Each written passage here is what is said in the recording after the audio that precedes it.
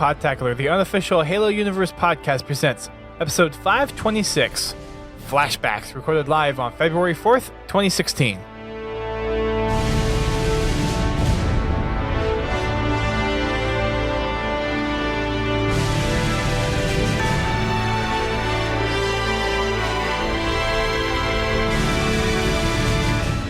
Hello everyone, welcome to Podtacular, the unofficial Halo Universe podcast. I'm your host, Duststorm.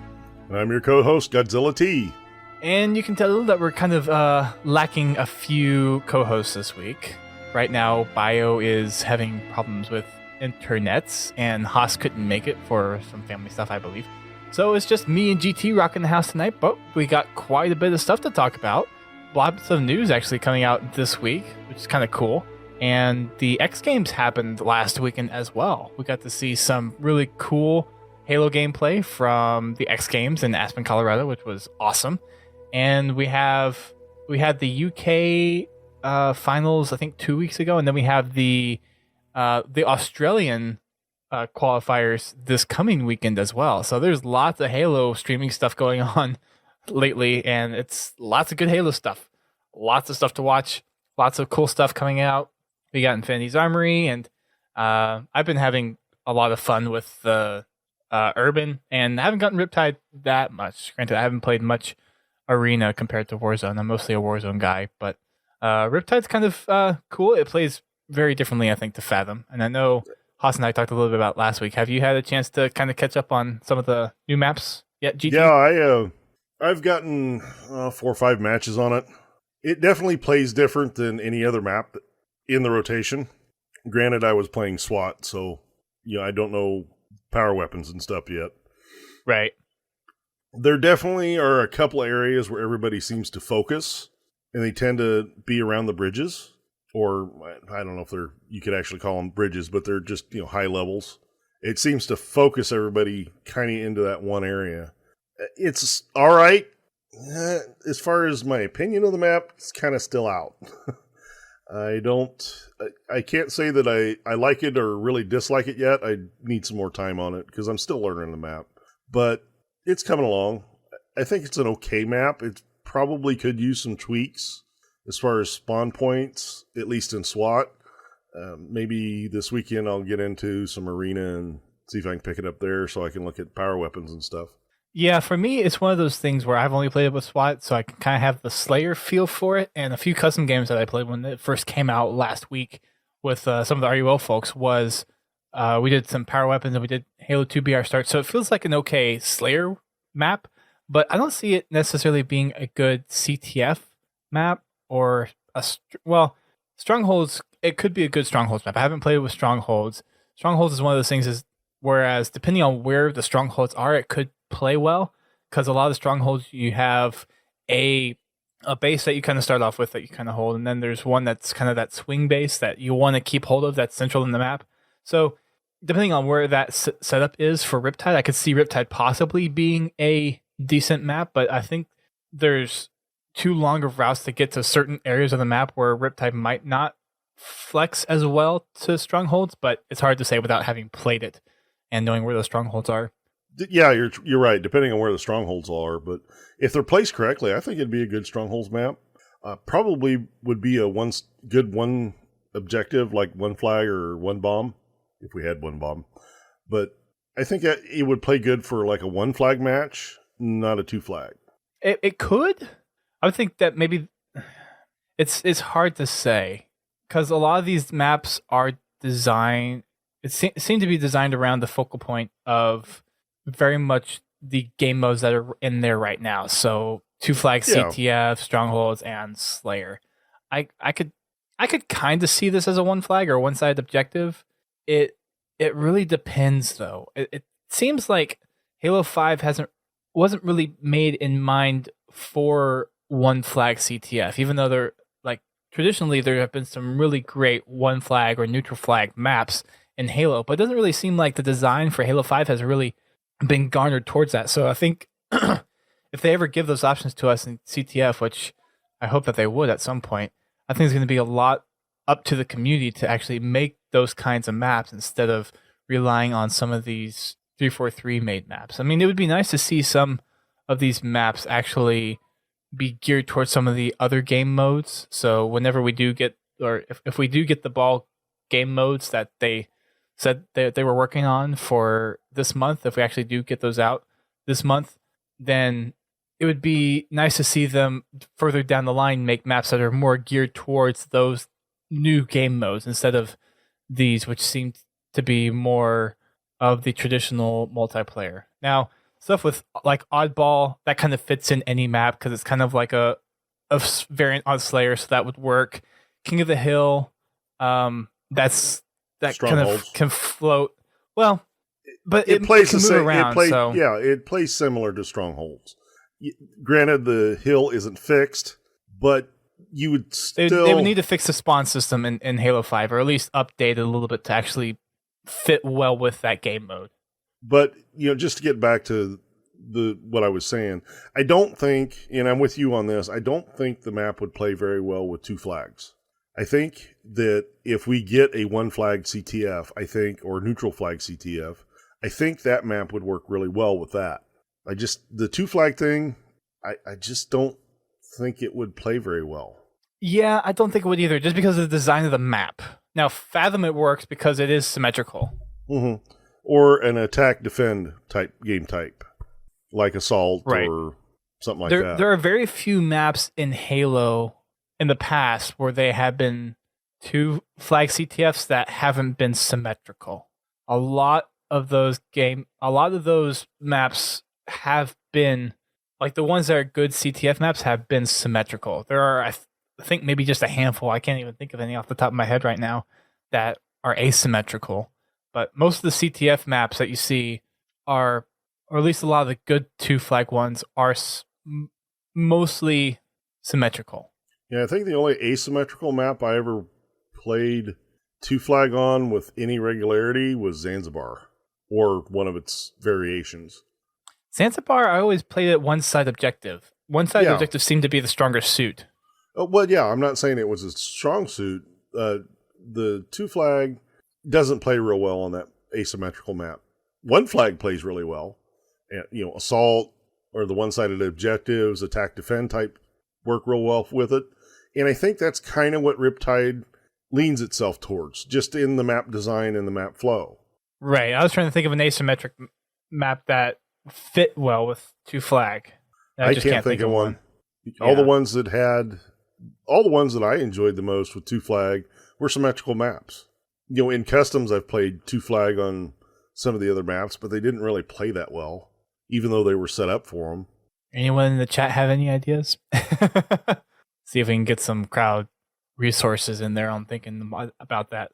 I mean, I could throw like Chiron in there. It's not symmetrical at all, but people get so lost and confused that if you were to try to do a 2 flag on there, people would probably get lost. I don't think you could do a 1 flag on that one.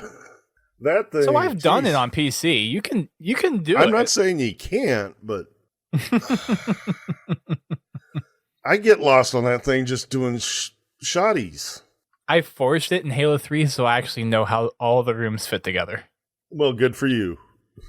And there's actually an image that's out there that you can get that shows you how all the teleporters connect, so that kind of helps too. Yeah, I've seen it. Yeah, it's really at one time I downloaded it, but it's lost in the terabytes of unused data that I have, or it got deleted. I'm going to, at some point, whenever I have time to actually go into Forge, make a Chiron remake, depending if one hasn't already been remade, which it probably has, but depending on how it looks, I'll do it better. I'll try to, at least, if it warrants actually improving on whatever version's out there already. One map do you have any kind of ideas that you want to try to Forge? Well, I've always wanted to, and I started to do this in Reach, but I just couldn't get the scale right, or couldn't get it to feel right. But map from Halo CE, boarding action. You could do boarding action really well in Halo 5 Forge. Yeah. And I got to thinking about it with the clamber and everything. I think that map would be a lot of fun, especially if you scaled it correctly. I am not a forger. I might go in and tinker with it, but it's definitely not a map I'm going to put out there and let people play. But I would like to see one of the forgers redo that, because I think with the Halo 5 mechanics, I think that map would play really well because it's definitely big enough. And I'm also thinking that you can get the man cannons to go across because you had teleporters in the past, but instead of using teleporters, why not use man cannons? And then you can, like, as you're going over, you can start a ground pound, and then you can just ground pound to the other side. Yeah. That would be cool. At But least everybody would be cool. Yeah, everybody I've ever talked to, they don't like boarding action. Well, sorry, I like that map. So, I don't know. Don't get me wrong, it's not a perfect map. It's not. Oh, no. by no means is it a perfect map. But it's still fun to play on for me. Back when we were playing, back when I first started playing Halo, we'd have 4 guys on one Xbox on that map. And it was always a race to get to the snipers and the invis. And we'd sit there and play for 30 minutes just sniping each other. I think I did that a couple of times, actually. Well, and another thing, too, about boarding action, like to kind of go back on your previous statement, it's one of those things where I actually hear it come up quite a bit.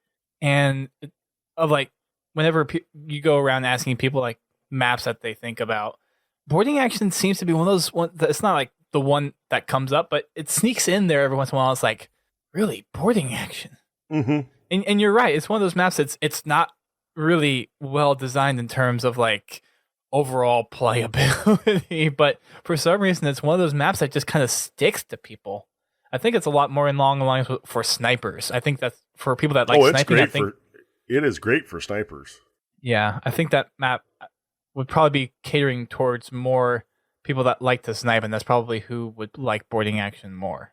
But the nice thing about it is there's still places in it for, CQC and mid-range combat. Yes, the snipers are pretty dominant on that map, provided the other team's on the other side. If they're on the same side as you, sniper is not so effective. But I'm just thinking of somebody jumping off the 3rd level and ground pounding somebody on the 1st level. I think it would be pretty cool. Or if you put the man cannons on it, ground pounding somebody off the man cannons. Yep. Well, and I think for Halo 5 that would work perfectly. I think having those new mechanics in there. And another thing too, which a lot of people have started to do with remaking some of these older maps, is in the game types, you can turn off all of the Spartan abilities. So you're going back to the style of how you were playing Halo back in Halo 1, 2, and 3 with no sprint, no jetpack, no clamber. So if you wanted to make something that was truly a classic, you could. So some people are doing it that way, where they make the map and they make the game type associated with it to where you're playing off of classic Halo settings. And some other maps have been remade in a way where it accounts in scale or adding things or removing things to account for the new Spartan ability. So there's a few different efforts out there. And I know there's talking with the community cartographers when they were on here and talking to some other people, there are people on the Waypoint forums and on like Halo Customs and some of the other community sites that are out there actively trying to build a library of forged maps for all the previous Halo maps. So everyone is out there trying to do it. Mm-hmm. The trick is getting it to play. You get a lot of these maps to play well with Halo 5, because the movement is so different in Halo 5. There are some things that have to change in these maps. I mean, longest haul. We used to play that thing with rockets. We'd set the kills up to about 100 and just run around blowing ourselves up and blowing everybody else up. Elongation and Longest were some good maps. Yeah, they were. Longest, gosh. I remember whenever, I think they had a stream when, like, right before MCC was coming out, and I think Major Nelson was on it or something, and one of the game modes I think they had was Rockets on Longest or something like that. Or I remember seeing some stream about that whenever MCC was first coming out. So, yeah, it's... Longest is a classic with rockets, and then Elongation was just a good... Yeah, it was a good reboot of that map. And it played well for Two Flag, it played well for Assault, it played well for a lot of game modes, actually, if you think about it. Except King of the Hill. King of the Hill was kind of for Elongation, but everything else, and even the size Slayer. of the map. Well, yeah, very true. But everything else it worked really well on that map. Yeah, that is probably one of the most universal maps that has ever been made for Halo. It kind of fit everything. Gosh, I want to get that remake from Halo 5 now. Yeah. Because you can animate the boxes going down the walkways. Mm-hmm. Although, in fact, that reminds me. How would you do like a conveyor belt where you could knock the boxes off? Oh, I'm sure they could figure out a scripting item to do that. I was digging around on YouTube the other day, and somebody's actually made like a Frogger game type. I'm not surprised. Well, and then with all I'm sure you've seen, well, I guess for people that in the stream that may not have heard, there is people are saying it's a glitch, but I don't think it's necessarily really a glitch. But you can weld forge pieces to vehicles. So people have been making these ships. And one of the big things is Star Wars, because Star Wars just came out a couple months ago. Really? Did they just release a Star Wars movie? It's this big thing, whole like episode 7. Yeah. Anyways, there is a whole plethora of maps and creations out there from people making Star Wars ships. And I think this was either yesterday or on Tuesday, but someone came out with a whole course and different kinds of pod racers. So there's literally a pod race in Halo now. Yeah, the funny thing is to see how quickly that evolved. Because when they first figured it out, the vehicles were really glitchy and stuff. They were hard to fly or hard to drive because they just go off in weird angles. But man, they've got it figured out to where these things are drivable or flyable, whatever you want to call it. And I think it was this was I think 3 maybe 4 weeks ago, something like that. And Duquesne had been tweeting out obviously a series, because he loves Star Wars. He was tweeting out a series of these forge creations about how people have made these ships and whatnot. And I replied, they need to make forge objects where it's just the frame of a vehicle. So you could have a land vehicle frame and then a flying vehicle frame. So something that has the physics of a flying vehicle, so a Banshee.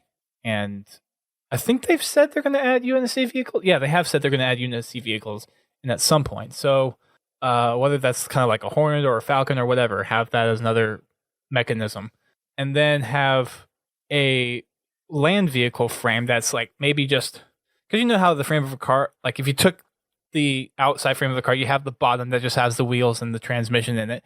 Have something like that where it's just, you can build something on top of it and just have the wheels underneath, or be able to size the frame to fit the vehicle. And yeah, so you can have like a frame that's I don't know, one well, they use feet in Halo 5 Forge instead of world units. So maybe a 4 foot by 8 foot frame, or a 8 foot by 12 foot frame, something like that.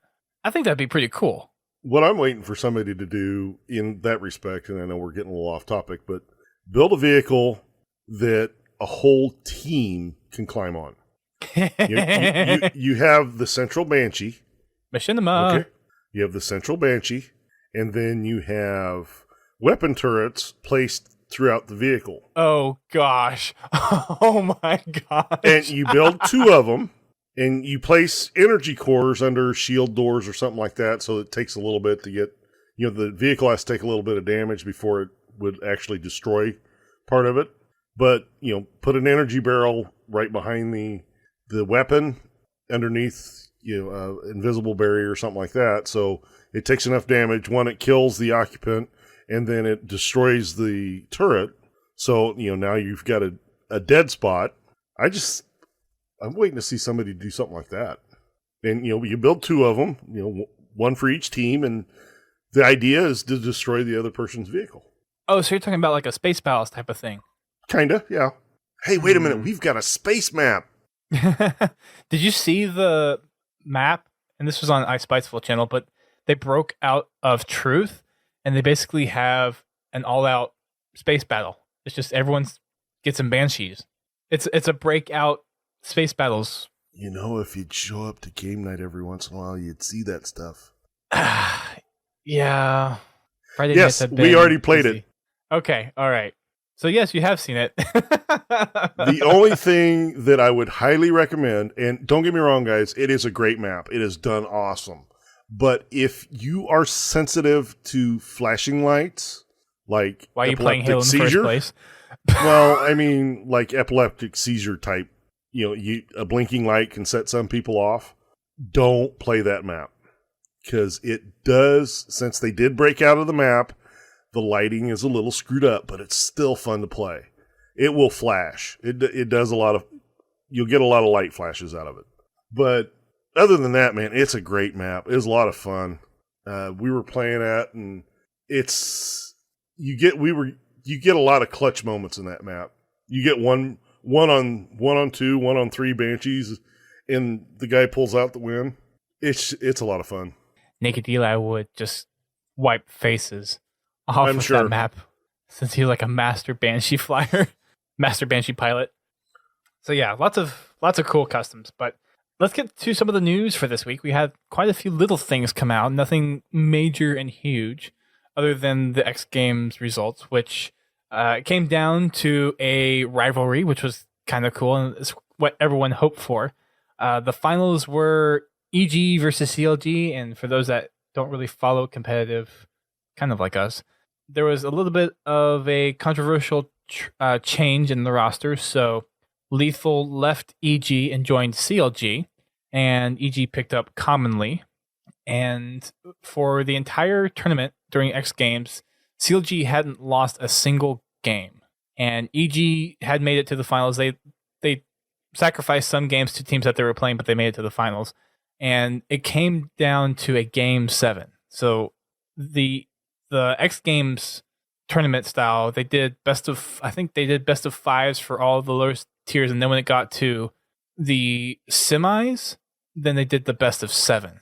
So I believe it was CLG that took the first 2, EG took the second 2, CLG took game 5, EG took game 6, and then it came down to Slayer on Regret for game number 7, and EG pulled out the win for the X Games. So they're the first Halo team to receive X Games gold. That is truly incredible. Yeah. I mean, it's one thing to have Halo in the X Games, which is in the past not been traditionally that type of sport. To have them include video games in this year's games is awesome. And to have the finals come down to the last game, I don't think you could ask for anything better.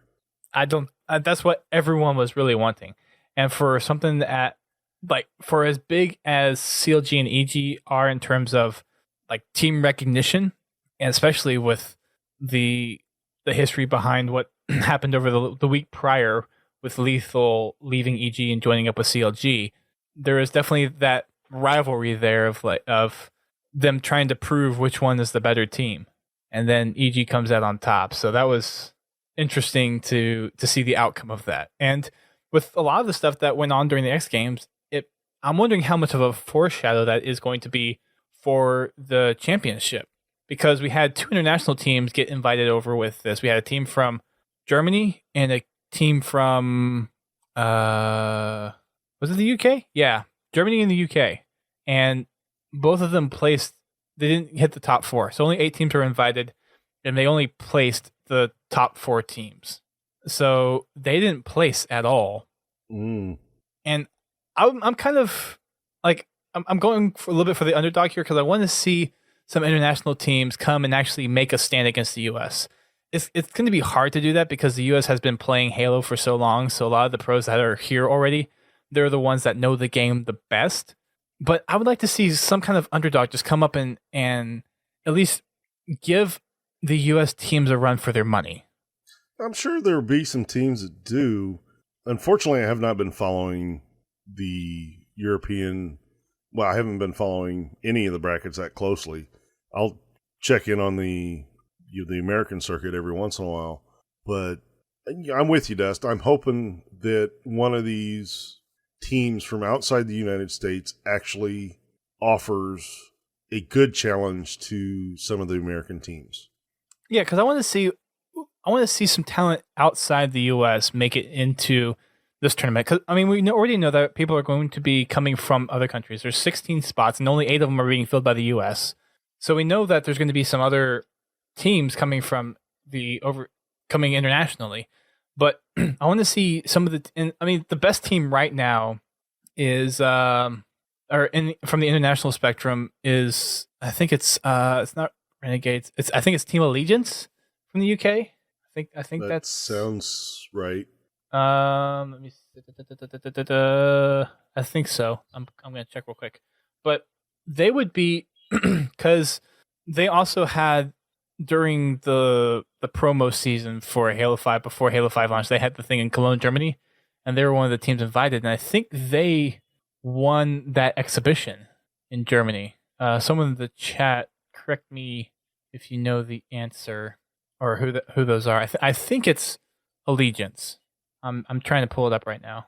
Here it is on Xbox. Where are the teams? Yeah, Allegiance.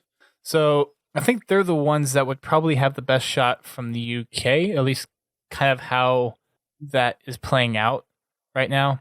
But I don't know about. I would like to see some of these other countries be like, just kind of come out of nowhere and be like, hey, we're good enough to compete with some of these US folks. We got some stuff to strut, type of thing. I think we're going to see some teams that will pull off some pretty amazing games. I just don't know how far they're going to make it. I hope they make it to the semis, at least, because I would really like to see the top teams go head to head. But we'll know here shortly. So I would like to see at least 2 international teams or more make the top 8. I think there's going to be a few U.S. teams that drop below the top 8, and I think I think we'll see 2. I would like to see maybe something like 3 or 4 international teams make the top 8. I would like to, but I highly doubt we'll see any of them make the top 4. I just don't think. I just don't think on the international scene, because the competitive scene hasn't been there as much. I mean, UK has had a little bit of it, or at least kind of the Europe region has had a little bit. Australia has had a little bit, but you look at Africa, you look at Asia, that there hasn't really been a competitive focus for that. I mean, Asia is only getting 1 team. Latin America is only getting 1 team. Australia and New Zealand are getting 2 teams. And then the UK, Europe, Middle East, and Africa is all bundled into one. And I have a feeling that's going to be mostly heavily weighted towards Europe and even more heavily weighted towards the UK for those 4 teams. So you have kind of underrepresentation just because there hasn't been as much exposure to those regions. So I would just like to see a team kind of come in here and be like, hey, we can play Halo too. Yeah, and we're going to see it. It's just to what extent we're going to see it. Yeah, I have no doubt that the teams that come in from the international scene are going to be worthy of being there. I've caught pieces of some of the games over in the UK, and I'm just as amazed with some of the crap they pull off as I am when I'm watching the American US folks. Yeah. The US folks. I mean, it's just, if I could play Halo like that, I wouldn't be here. I don't know. There's the pro team at 343. There's pros that don't play Halo necessarily. I mean, I said, I wouldn't be here. I'd be somewhere else. Hopefully making a hell of a lot more money. But anyway. Fair point. No, I think it's when it comes down to the grand finals, I think it's going to be a good show. No matter what really actually happens, I think it's going to be a really good show. It will be. I just want to see some international teams kind of get out there and actually put up some good competition and not just get wiped. I don't know that they're going to get wiped, but they've got a hard fight ahead of them. That they do. But yeah, so that's the X Games. Congratulations to EG. I know we've been trying to get them on for a long time. Hopefully we can get them on here sometime soon so we can actually talk to them and get something done with that. It's just been trying to get schedules lined up hasn't really worked out too well. And they're practicing all the time whenever they're like not working or not in school or whatever. Well, they're in the middle of a tournament. or in the middle of a tournament, yeah. They're busy. Yep. So we're going to try to knock down sometime, hopefully this month, to talk to them. And I put out a poll a while ago saying what teams people would want us to interview, and EG came up, I think Optic came up, and there's another one that came up as well. And we want to get those interviews. We really want to talk to the teams and get their idea. And I mean, EG's kind of a touch to my heart because Towie kind of got his start with Halo from Podtacular. So there's a little bit of Podtacular connection there. That does help. Yeah, just a little bit. So that's something that we're going to try to get set up. We're trying to get it constantly. So it's just a matter of nailing something down and when to get that done. For those of you who play Arena, the seasons have been changed over to the February season. So if you played from, I think it was like December 18th when they started the January season up until January 31st, if you got a rank in an Arena playlist, then you would have gotten a special January 2016 season rec pack, which includes your January emblem, and then I think it was maybe a handful of other recs, like some boosts. Nothing real impressive. Nothing that impressive, really. But you do get the emblem, and they've changed over to the February month. So if you are playing Arena, make sure and even if you're just go do FFA and get a rank in the FFA playlist and don't play Arena at all, just go and play 10 matches in Arena, get ranked, and then you'll have the pack. You only have to get ranked in one playlist. And it doesn't even have to be a good rank. There's no minimum rank requirement to get these. So just play Arena, get a rank in a playlist, and then you'll be guaranteed to get this rec pack. And these are the only ways that you can get these season emblems is by getting a rank in these seasons. Again, something else that keeps you coming back to getting a rank or actually keeping on playing Halo, but just keep on doing it. Yeah, you get free stuff. Yep. They changed up a little bit of the ranking stuff. So for Onyx and Champions, they did a little bit of tweaking based on community feedback. And so one of the big things, and I think this was kind of pretty evident early on, especially with me placing Onyx during a lot of the preseason stuff and when Halo 5 first came out, but people definitely noticed that if you were just one of the first 200 people in Onyx, you would instantly get champion rank because you were the only ones in the Onyx rank. So they're changing up the CSR requirement. So there's a minimum CSR to earn champion rank that is... So there's a number value behind. So once you get to the Onyx rank, you actually have a number value that's your skill rank. And for Onyx, it had been 1,500, and they're bumping that up to 1,800. So you can, I'm not sure what the math behind about what's the highest rank you can get just based off of 10 games, but I'm guessing that 1,800 makes it to where you can only get to champion after you've been in Onyx for a little while, and you have to actually work your way up into champion. Yeah, that's the way that should be. Oh, and if I read further on, I would have seen this, but you can only, the cap is whenever you get first place is 1,700. So you won't get placed in champion. So if you do absolutely the best you can for your placing games, those first 10 games, the max rank you can get is 1,700. And then champion rank will only be given to you once you get into the 1,800 range. And those are both rolled out for the February season. Well, I can definitely tell they didn't do anything with the lower ranks because I ranked in at Gold 2 again on SWAT this season. Oh, that just means you're consistent, right? Yeah. The last season, I worked myself up to Gold 5, so before they reset. Right. But I wasn't playing SWAT real diligently. That is the only one I actually rank in. I'll goof around in the other ones, but my main go-to when I play Arena is SWAT. But I've been goofing around and working on finding custom games and stuff, so that kind of eats in my my actual matchmaking time. Gotcha.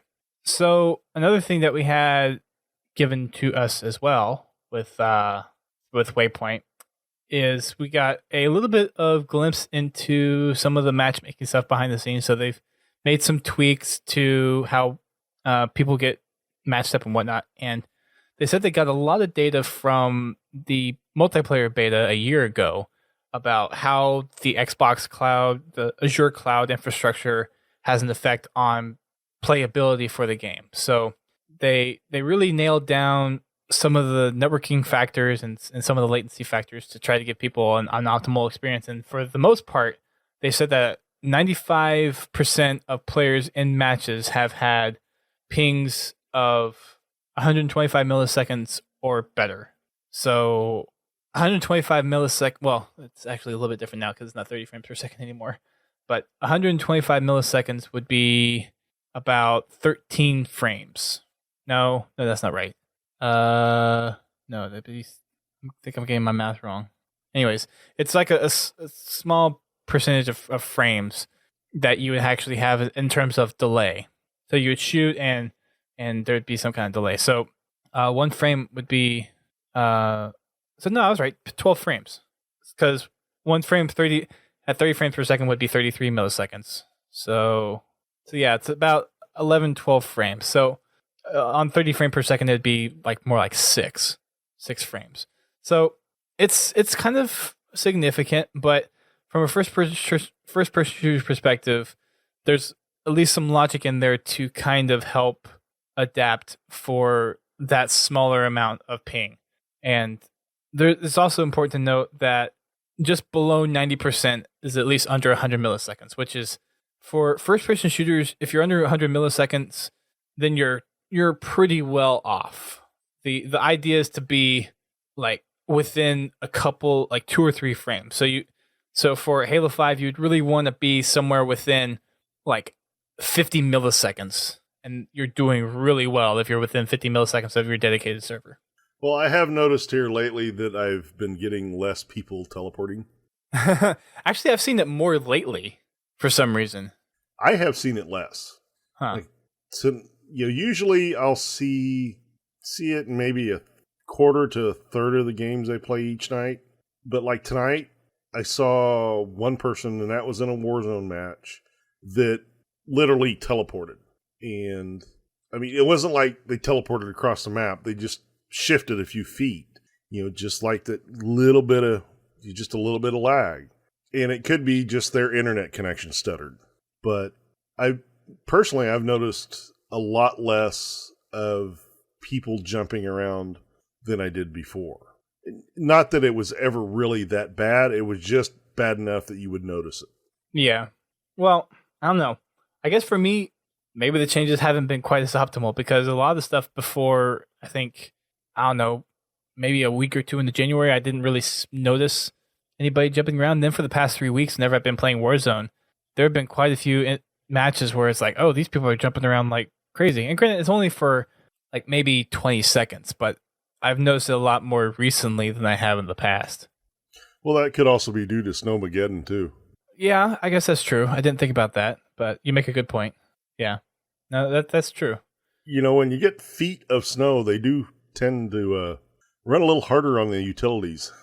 Yeah, that's true. No, that's a good point.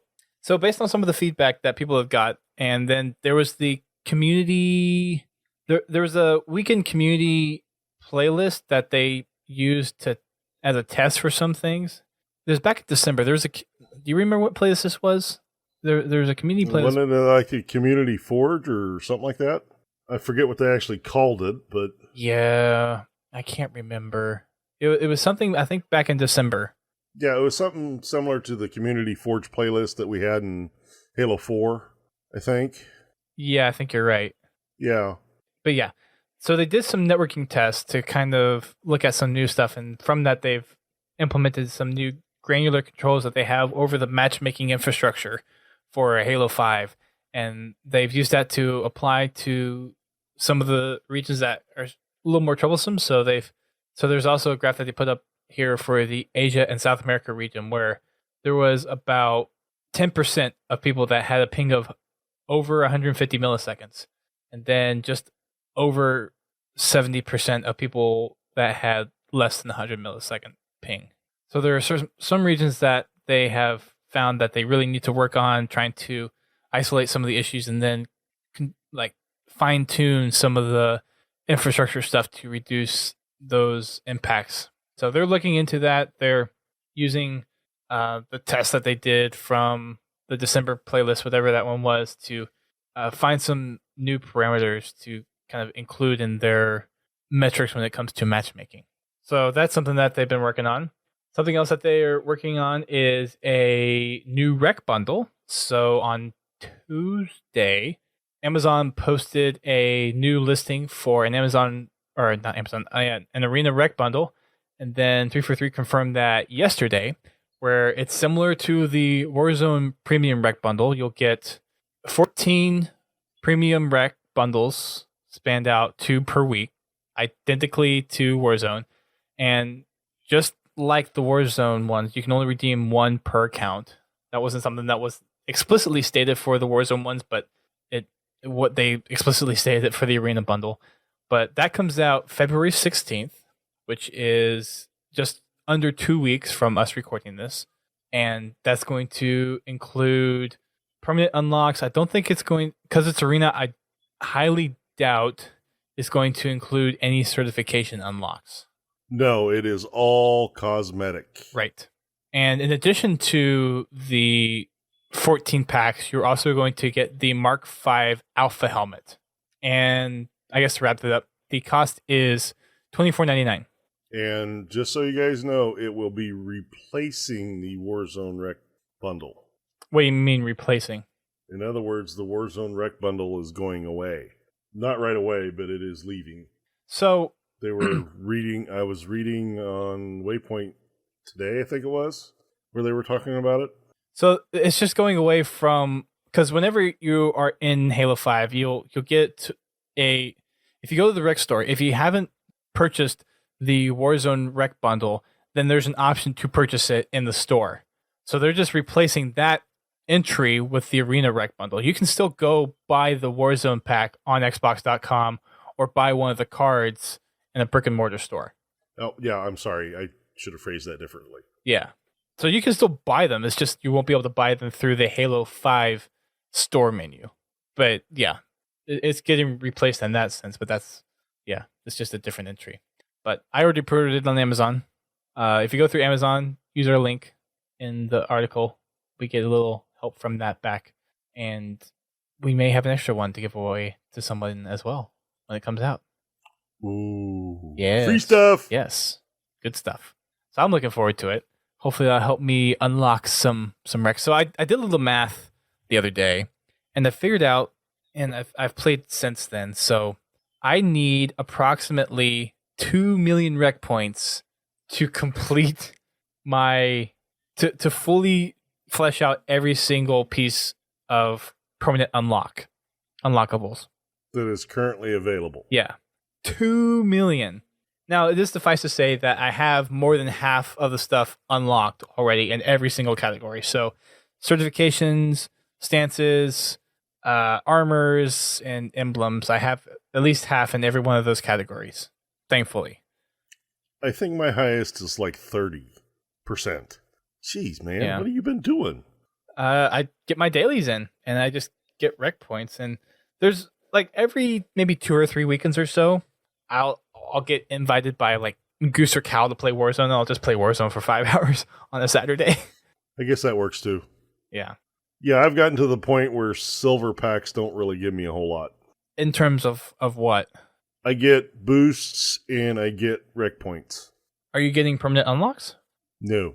Oh, so you need to go to gold. Yeah. So I'm not getting much out of the dailies. Wait, what level anyway. are you? 50. Wait, how are you a 50 and I've already unlocked everything in silver? I'm a 66 and I haven't even unlocked everything in silver. I went on a silver spree. Like in December, I opened 67.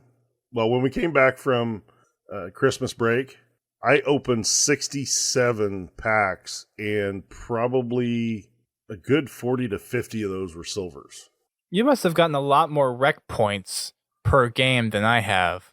Like, I average, if I play my normal, I'll do anywhere from 50 to 70,000 a week in rec points. So are you doing like only rec point boosts and not XP boosts? No, I do both. When I run out of rec point boost, I move over to XP boost. Yes, Eric Kibu, I know you have all of them. I think you're probably in the top 50. I'm willing to bet you're in the top 50 of ranks in Halo 5. I like. There's no way you're not in the top 50. Yeah, unfortunately, I don't because I have a life outside of Halo. I do too. Not that that's a bad thing, Eric Yabu. That's a bad thing. I will be there at some point. It might just take a couple of years to get there. I might be retired by the time I get there. Anyway.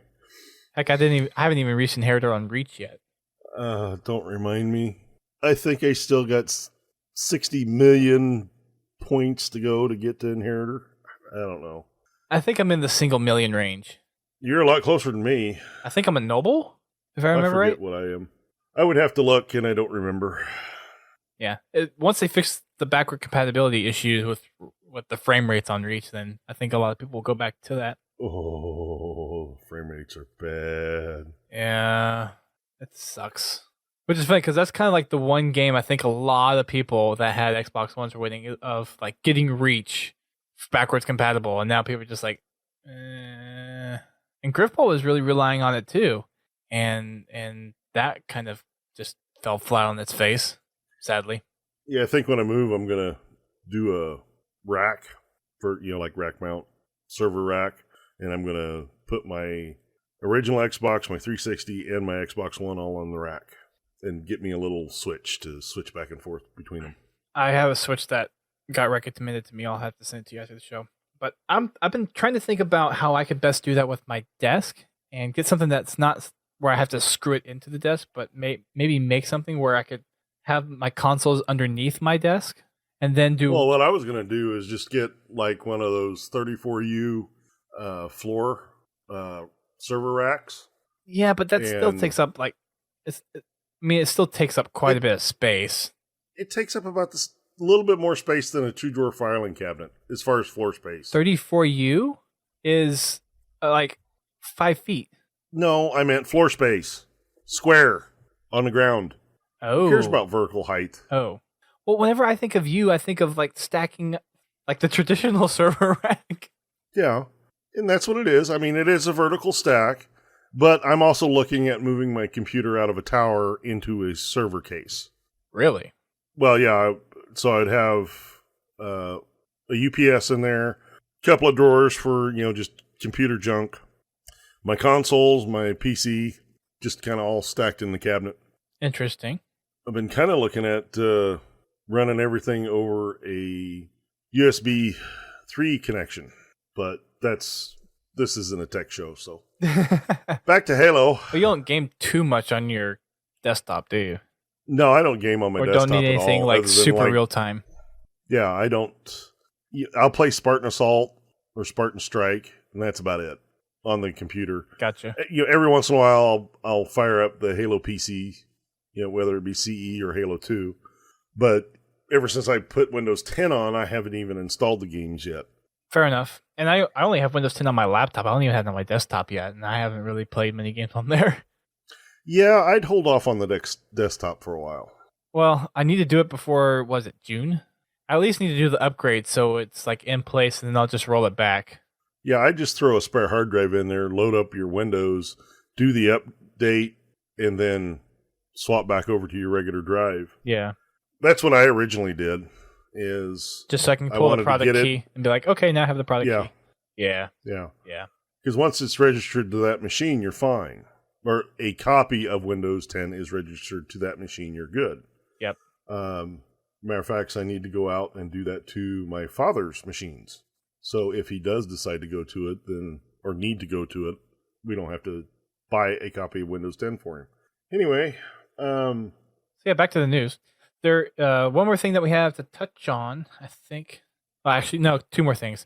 First one is they've updated some of the rec costs for Warzone. So to balance out some of the stuff in Warzone based on player feedback, they've changed the amount of rec point or rec levels that you have to spend in game for something. So for the carbine category, the normal carbine, instead of 4 rec levels, it's 2.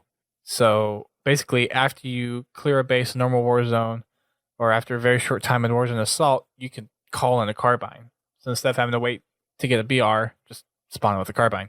Reign of Oblivion is, instead of 4, it is cost of 3. And then Blood of Suban Yeah, Blood of Suban is, instead of 5, it's 4. The suppressor has been reduced from 2 to 1. Same thing for the bolt shot. The light rifle has been reduced from 5 to 4. The barbed lance, which is a light rifle variant, 5 to 4. And the dying star, 6 to 5. And then from I really want to get my hands on that one. I'm not sure. Dying star. What's the dying star? Is that the one that shoots 3 at once? No, it actually, if I remember correctly, it shoots like a normal light rifle, but it has explosive characteristics. Oh, dang. Wow. So each shot as it hits you explodes. I would just like to play So like with the it. answer. Mm-hmm. Dang. By the way, if I just want to throw this in here, Ice Spiteful. Uh-huh. If you guys want to see some of the more rare Oh my gosh. weapons, Yes. check his channel out. He does combinations of rare weapons. And then he boosts them with damage boosts and speed boosts. Yeah. It's really weird, and I don't know why 343 even made this possible, but you can stack boosts. You can stack. Yeah. Yes. You can stack speed boosts, you can stack overshields, you can stack damage boosts. I don't think you can stack overshields. I think it's just speed boosts and damage boosts that you can stack. No, well, maybe that was a speed because boost. You can definitely stack the speed boosts. And I tell you what, you put 4 of them things on. Woo. He did that. I think he did it with Prophet's Bane. He did Prophet's Bane and 4 speed boosts. And you already get a speed boost from the Prophet's Bane. Exactly. He was like almost blinking across the map. You would think he would be hacking. I just wanted to plug that. Yeah, no. Because I actually, tonight, I tried it, and it works. Of course, I was nowhere near as qualified to operate a Spartan moving that fast as he was, but hey. No, I just wanted to throw that in there since we were talking about weapons. No, that's fine. If you want to see Warzone on crack, that's the place to go. It is insane. Eric Gibu said he gave him a Typhoon once for a video. Cool. And I do remember seeing his name. Eric Gibu, I do remember seeing your name about in one of his videos before, so that probably was it. And apparently we put him into a ranking up mood talking about the arena ranks. You think? I guess. So, and then for the saw, there's the normal saw got reduced from 5 to 4 rec levels, and then the appetite for destruction got reduced from 6 to 5. I think the answer actually needs to go up 1. Yeah, because that thing is just beast. Terrorizes. That thing is nuts. Well, it's a level 7, right? Or is it level 6? No, it was a level 6. No, it's a level 6. That's right. Well, I pulled that out one time, and I picked the absolute wrong time to spawn with it.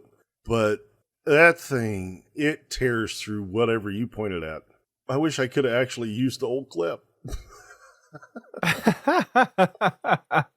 Yeah, and there's always those moments in Warzone where you spawn in something or you spend 6, 7, 8, 9 rec levels, and then 10 seconds later you're dead. It's like, I just wasted all those rec levels.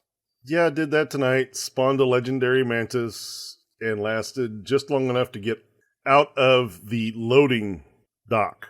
You know, where it pushes you out? Yep. I made it out of there, and then somebody jumped on the back of it and threw a grenade in it. What map was this on? Brain fart. That's not a map in Halo 5. The snow map. Escape from ARC? Yeah, the snow map. Yeah. Okay. Oh. I know. Anyway, I was coming out of the middle base, whatever that one is. I can't even think what it's called now. Yeah, Fortress. And because we had our armory, we had Fortress, and we were taking the other armory. So I'm like, okay, I'll be safe spawning here. No. I learned my lesson. I mean, I guess at that point you really have to coordinate with your team. It's like, hey, I'm pulling out a vehicle, protect the spawn. But that really doesn't happen that often. Well, it was one guy. There was one guy in there, and he happened to be just right above the vehicle spawn. When I pulled that mantis out, I was pissed. Yeah, and it really sucks because you can't defend yourself against it. You are defenseless. And they have the opportunity because they can get in position while you're still coming out. And then when you're out there and then you finally have control of your vehicle, they just hop on you. Yeah, It's not the fact that, I got boarded. That, okay, fine, whatever. It's the fact that it was a legendary. And mantises aren't exactly cheap anyway. Nope, they're not. But they are beastly. Oh, yeah. So I learned my lesson. It might be a long walk, but spawn at your home base with a vehicle like that. Yeah. So that's the Waypoint news. Last thing was something that they teased during the X Games.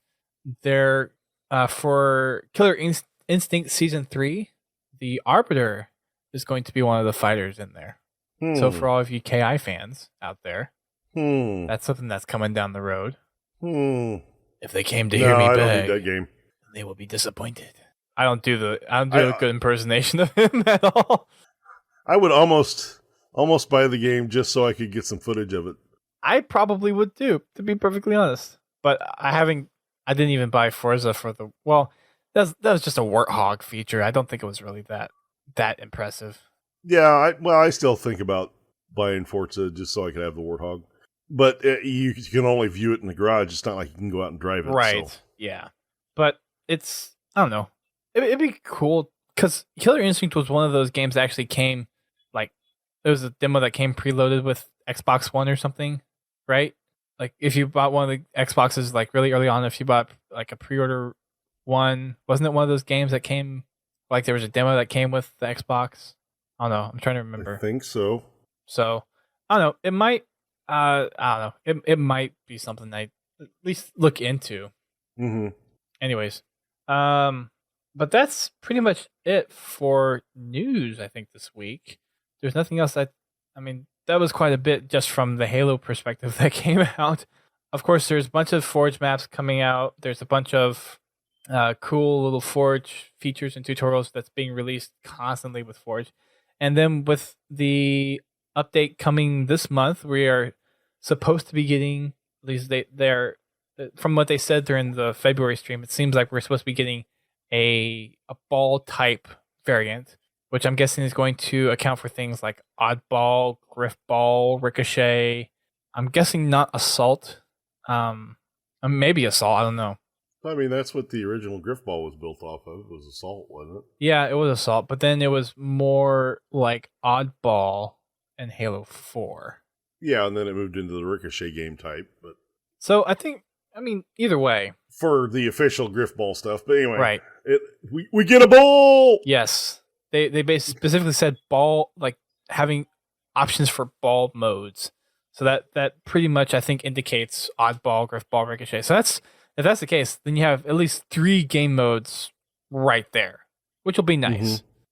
Mm-hmm. People really still want infection.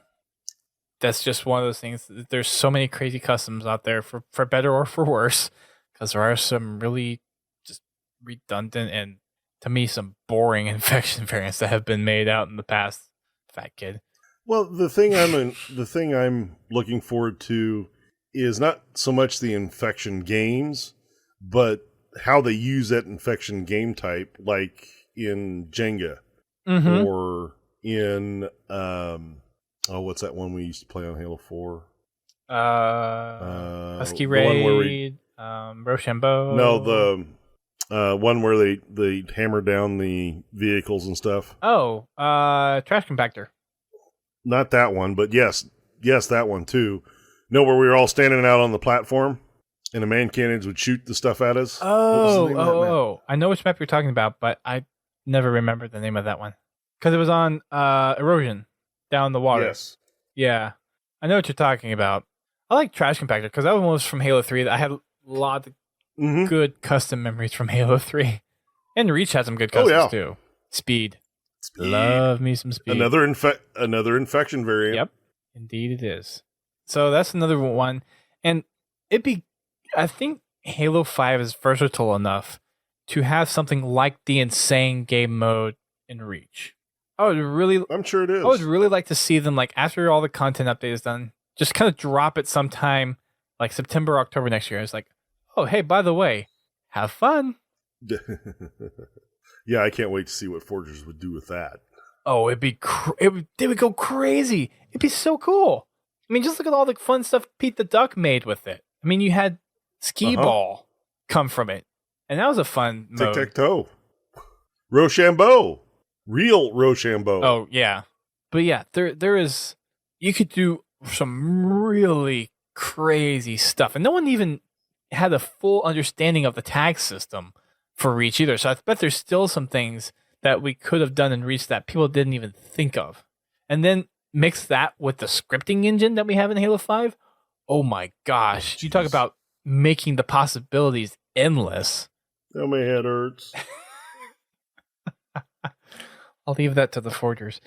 But seriously, that would be one of the coolest things I think you could do.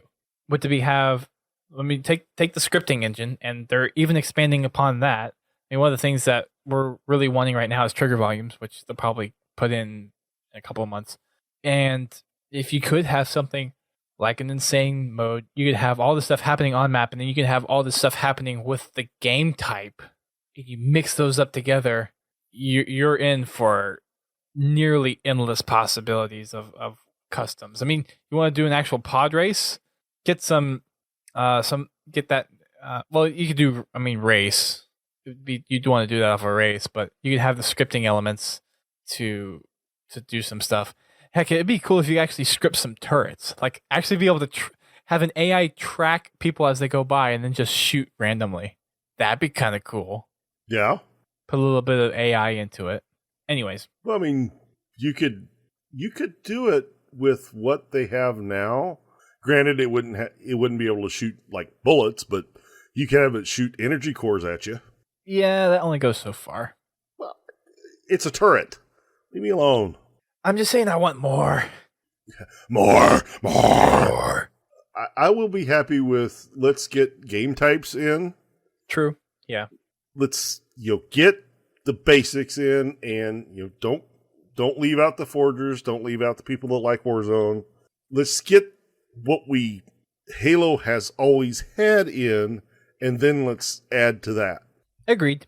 I would like that. Yep. We got a good base going. Let's get that real stable, and then go nuts. But I agree with everything. Yes, I want more. Yep. So something that's not necessarily Halo specific, but something that came out. If for anyone that watched the Halo 5 Live, there was a segment by the game theorists, and they theorized the realistic possibility of making the Mjolnir class armor. And the same guys from the game theorist did a comparison with the lightsaber and the energy sword. So we posted that up on our website, and this came out this week.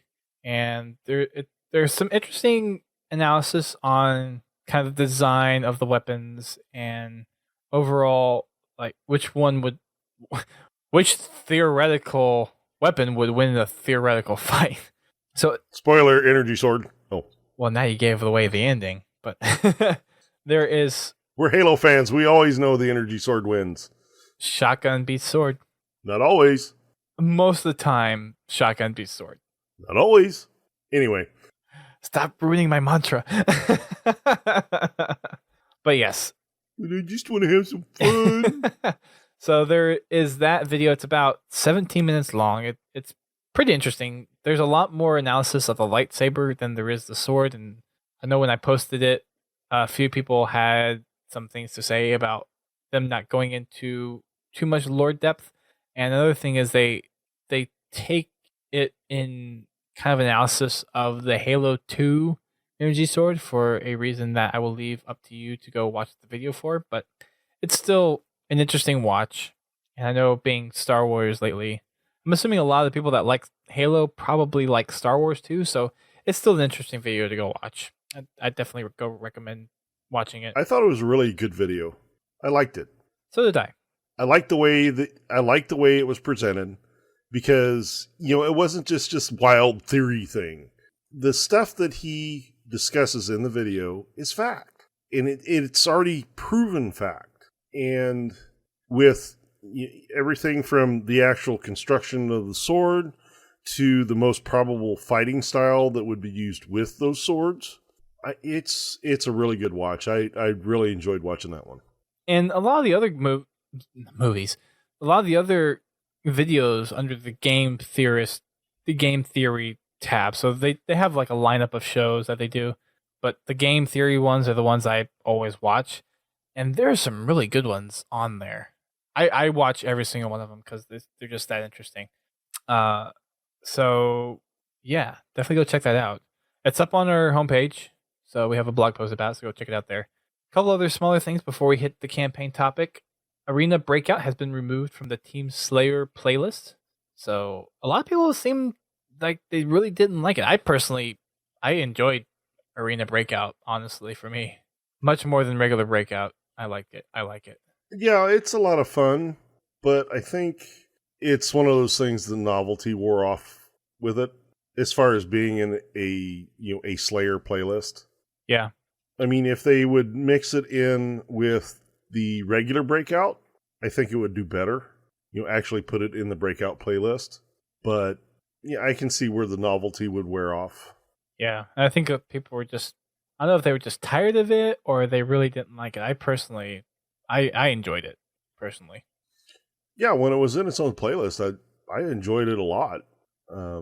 It really, in that game style, the flag gets a lot more attention than it does in regular Breakout. Yes, it does. And you have a lot of games determined by flag caps. Mm-hmm. Yeah. Lots of good stuff in there. And then, shoot, there was one other thing I wanted to mention before we moved on. I can't remember.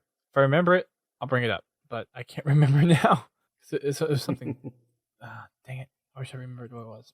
Anyways, so let's move on to campaign mission number 8, Swords of Sanghelios.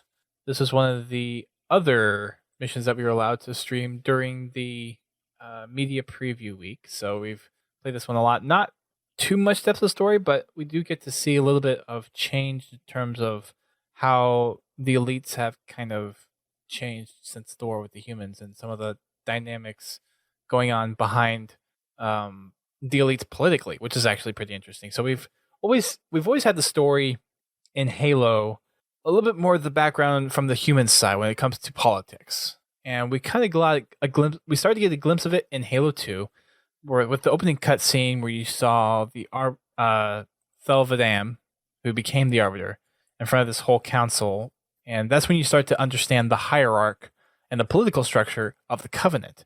And then it wasn't really expanded upon in Halo 3 because it was really just the prophets trying to screw everyone over. And Halo 4, we started to get a glimpse of it a little bit just from factions developing. But this is the first time I think we've actually gotten to get a little bit more in-depth perspective of the Sangheili specifically and their political structure and how the power structure rules. Because for the elites, it's the women who rule the keeps, and the keeps are like the clans and like countries in a way. So, and the women have started to bear arms and bring up power. So, and that's how it's been for a while, and then we're just starting to see that now. So the men would be the fighters, and then the women would be the politicians. So it's a little bit different dynamic than what we're used to from our Western society. So it's really cool. Well, I wouldn't exactly say politicians. I mean, they did hold a very high power as far as in their keeps, but it was still up to the males to rule the keeps as far as when it came to what you would consider like law and order. The females were more in control of taking care of the finances and managing bloodlines. Don't take that the wrong way. They were very powerful individuals in the family. They could influence the males very easily. But here, like you were saying, Dust, you're seeing more women take a combat role where, in traditional Sanghelios, you would see, granted, the female and the male children would train side by side up to a certain age, and then the females would start taking the path of where they'd learn how to take care of the finances and manage the families and the keeps, and then the males would go on to learn to be warriors and be more of in a commanding role. And you're seeing seeing the women kind of move into that role as well. So it really surprised me when the first Sangheili you hear is a female. Yeah. In the mission. So another thing to that as well is, we do start to see a lot of the, well, I guess not a lot because we really haven't seen much of it outside of like the books, but we do start to see the women take a more active role. I think, specifically in the games, we start to see and I guess they're not technically women, but the females of the elites be more active and involved. And the Arbiter is like one of the proponents is like, and well, okay, so let me step back a little bit. For the what was the other faction that we killed off in the first mission? What was the faction name? The Storm faction? No, well, it was Storm faction, but what was the name? Shoot, why am I blanking on this? In the first mission? Yeah, we killed the leader. Gosh, what is that faction called? Let me see if it's in the guide. I mean, this is the first time we've seen the what's Julam Dama's faction called? The Storm. Is it the Storm? Okay. Yeah. I thought it was something else for some reason. Anyways, but compared to the Storm, which was a lot more kind of traditional, I think it held a more traditional hierarchy and structure for like men are the warriors and women are doing the stuff at home, where the Arbiter was more willing to open up and really kind of be like make radical changes to the way Sanghelios operated. And now he's... Yeah, I think in the game they referred to it, looking at Erikabu posted in the chat, that they actually just referred to him as the Covenant. Okay. I thought there was either like... I thought it was like in Mission 2 when it was Blue Team talking about how they heard chatter about it.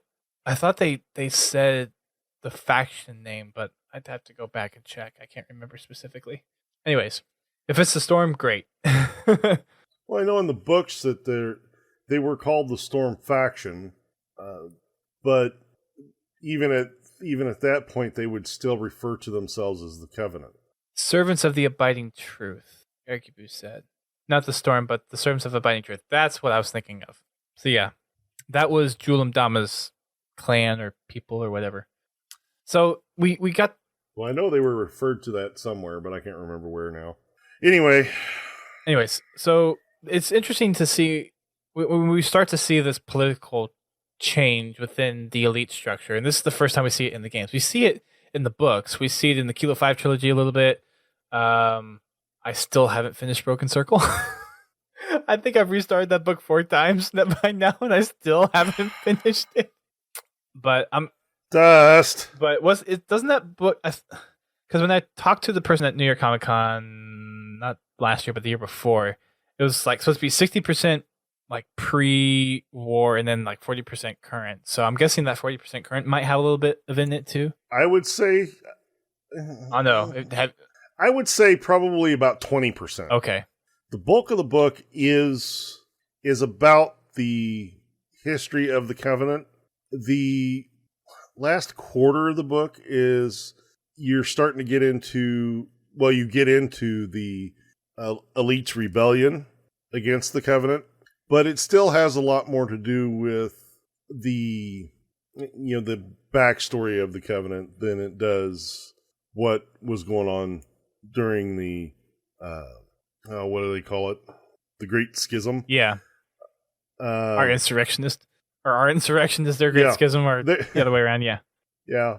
But I mean, don't get me wrong; they do go into a lot of detail about that as well. But the way I saw the book, it got into more of the history of the Covenant more. Yeah, and I'm interested in reading that because I was interested in the insurrectionist stuff. I just, for some reason, whenever I've picked it up, I just haven't gotten past the because who's the gosh, what's I can't even think of what's the prophet that we were following. Anyway, the main prophet that we were following, it's hard to get past his stuff sometimes. I don't want to spoil it too much. Yeah. Are you talking about the first prophet we come into contact with, or the? I guess the first one, because I'm like I know of this. I'm guessing the second one is the jerk. The one that we meet on the planet of red and blue. Yeah, or I'm talking about that one. or yes. Okay. Yeah. You haven't even got to the good part yet. Dang it. At some point, I will be reading that book and finishing it. I think that one, and then there's a few evolution stories. I think those are the only stories I haven't finished reading. Well, and the latest book that came out. I haven't read that one either. I forget what it's called. The latest book? Yeah, I've got it downloaded. I haven't read it yet. Yeah. New Blood's supposed to be coming physical next month, I think. At least if the Amazon listing was right. The physical version of New Blood. So I'll be getting that one. I have to look that up, actually, see if it's actually on the Amazon listed still. Eric Kibu actually made an important point, since we were talking about the Julum Damas faction that I wanted to... Yeah, Shadow of Intent. That's it. I haven't read that yet. Thank you, Pence. He said... where they are called the Storm, servants of the Abiding Truth, they seem to have merged with Julum Dama's covenant, or at least support them. The whole Storm thing is a journalist getting information wrong and calling them the Storm when Storm is actually a rank. Yeah, I just realized that. The Julum Dama actually starts his own after getting away from Trevelyan to go against the servants of the Abiding Truth, where I believe he actually winds up taking them over. Ah, okay. I'm guessing that's an escalation that I haven't read. Where I got that I haven't read either. Well, I don't think it was ever actually put out there. Okay. It could be one of those canon fathers, too, that I haven't read. There's a lot. I think that was one of those read between the line things. Because the last we hear of Jewel, he's on one of the Sangheili settlements, not on Sanghelios, when he finds out about the Didact. So, but that's a different subject. But anyway. Got it. So, yeah. Interesting stuff about the Covenant. It's not really... I mean, this is kind of one of those side things, like from the main storyline in Halo. And for Mission 8, you're going to find the Arbiter, or Thelfadam, to help in your search for the Master Chief. Because in Mission 5, Master Chief and Blue Team escaped on the Guardian, and now you're trying to figure out where he is. So from all that stuff, you're on Sanghelios. You have allied with the Swords of Sanghelios. That is the Arbiter's clan or guild. I guess clan is kind of the most accurate. And what's the female elite's name? Why are you asking me all these hard questions? Because for some reason my brain isn't working tonight, and actually, well, I know why my brain isn't working tonight, because I've been working overtime for the past 2-3 days for work, and I haven't had. I mean, that's the reason why 525 isn't out yet, because I've been having to work overtime to get stuff done for work. Yeah. Let's see. I cannot remember her name. There's even dialogue for it. Oh gosh. What does Erikibu say in the chat there? Maki Shava? Oh, Maki. Yeah, Maki. Yep. Maki or Maki. Yeah, Maki. Thank you. Shows you how much I pay attention. I mean, I just play the game, man. I feel kind of bad now too, because I know it, but for some reason I just can't think of anything tonight. My brain is just mush, I guess. But so we learned a little bit about, like, when we first landed, we learned a little bit about how the Arbiter kind of brought the keeps of Sanghelios together, and now they're kind of rebuilding their society, and she's one of the elders that the Arbiter has entrusted power with, and the Arbiter is off in the council chambers on in this area that you've been deployed to go extract him, because remnants of I guess the Abiding Truth are trying to attack him and take him out there. So you're going in to extract him. There's quite a few, from a collectible standpoint, there's quite a few pieces of intel. I think there's 12. I think this one has like the most amount of intel that you can get on it. So It also has the most fun ones to get. there's some tricky ones, and then there's a couple of. I think it's like 7 or 8. 8. The 7th or 8th. Yeah, it's like. Well, I'm looking forward to doing that one. We'll get to them. Anyway. So, as you start off, you're in this big puddle of water. You're actually down from a waterfall that kind of empties out into a lot more, like you're on a cliff edge, basically. So, there's a little temple area off to the right. You go up there, you'll find your first piece of intel. Then you keep on going along the river. You find, and just before you enter a cave structure, you can actually look out over this big vista. Sanghelios looks really pretty if you take the time to stand and look. There's a couple of statues, and behind those statues, there's another piece of intel that you can grab, and then you enter the cave structure. And excuse me, I'm tired too. Can't tell. Once you get into the next area, that's where you find your first group of Covenant.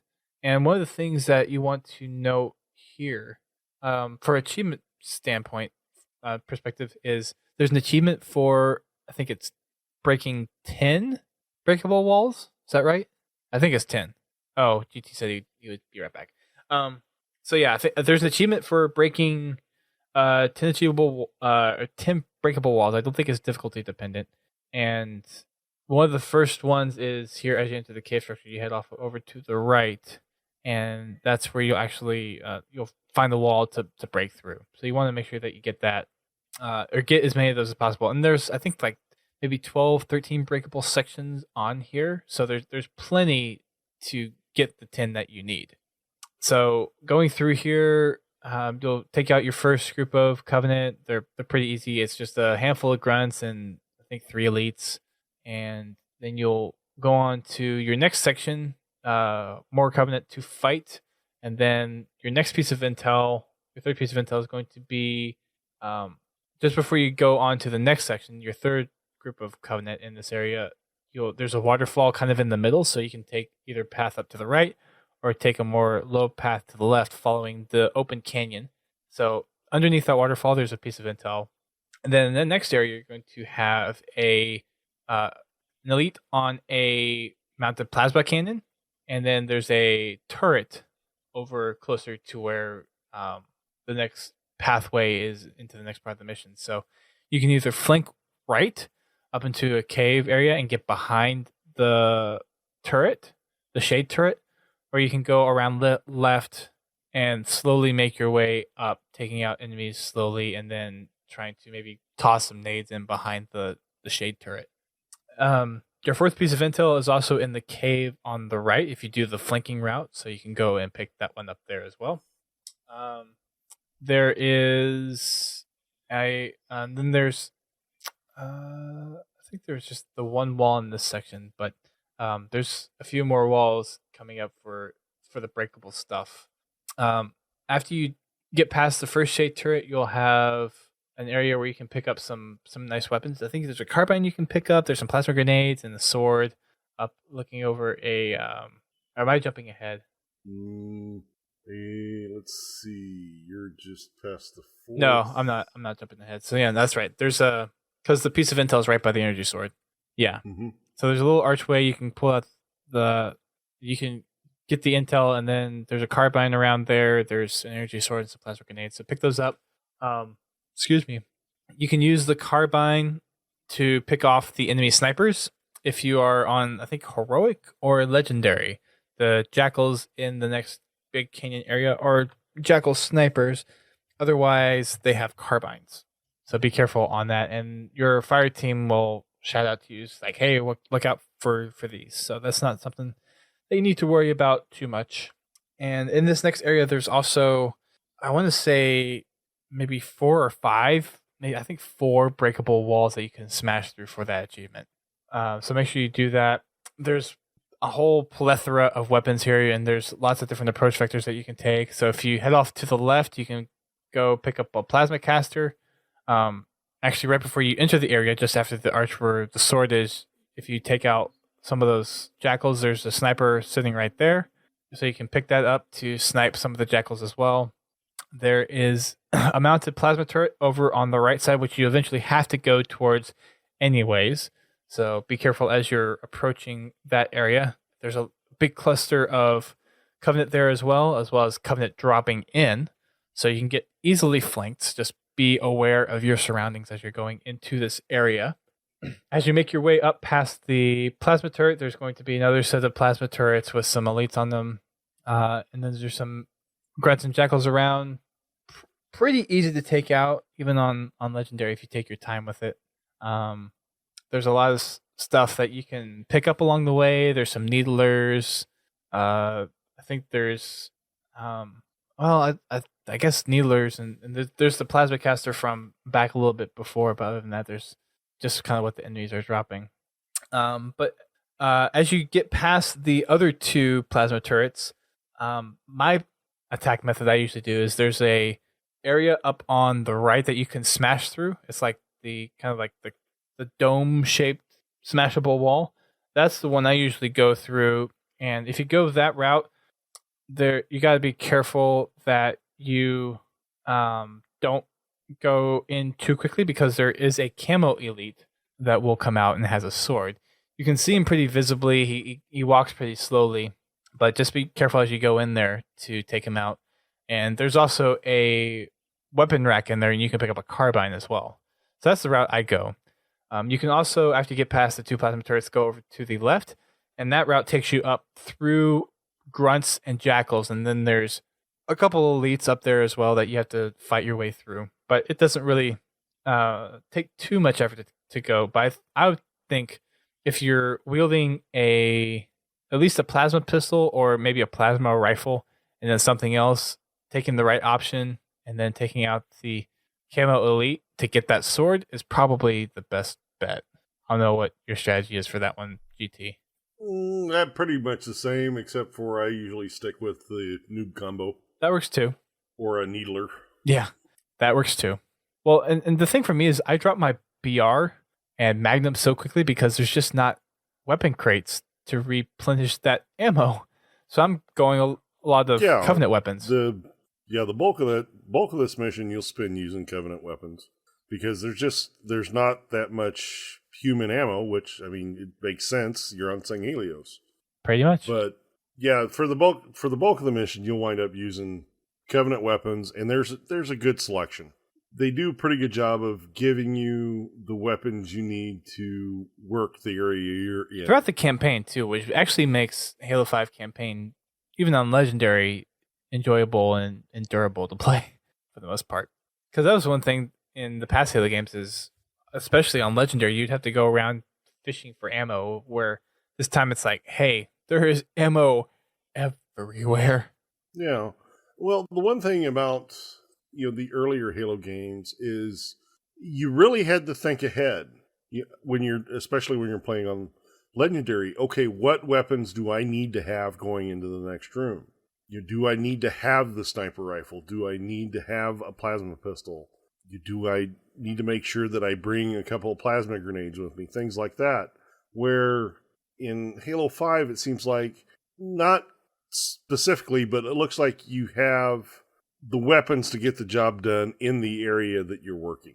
You don't have to make sure that 4 rooms before you get to this one, you got to make sure you pick up that sniper rifle or the rocket launcher or anything like that, and then carry it with you, and then remember not to use it because you need it in that one room. So I think they do a lot better job of that weapon placement in Halo 5. Yep. Yeah, and they do a pretty good job with it too. As you get up past either the camo elite or going to the left through the grunts and stuff, you'll come up against another plasma turret, and then in the back where you're supposed to go, there's an entryway past a hallway, I guess. I don't know.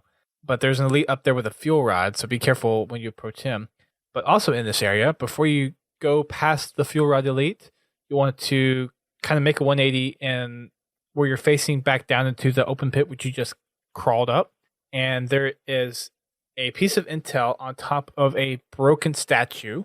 Best way to find this is either use our intel guide that we put out, a couple months ago, or you can use the Artemis ping, and you can get the visual and audio ping on where it is. But if you turn around, like if you're looking out straight from the hallway that you're supposed to go into, you'll see the broken statue, and it's kind of leaning over, and it's literally on top of the statue closest on the piece closest to the open pit.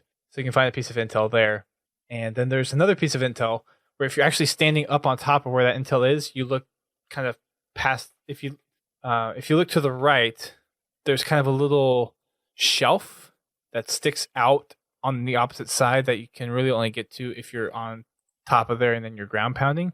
But once you find it, you can kind of jump down, and then there's a little actual structure piece that's kind of jutted out into the big pit. Jump on that, and then you can jump from there over thruster pack or ground pound onto the next piece of intel. So that will get you both pieces of intel in this area.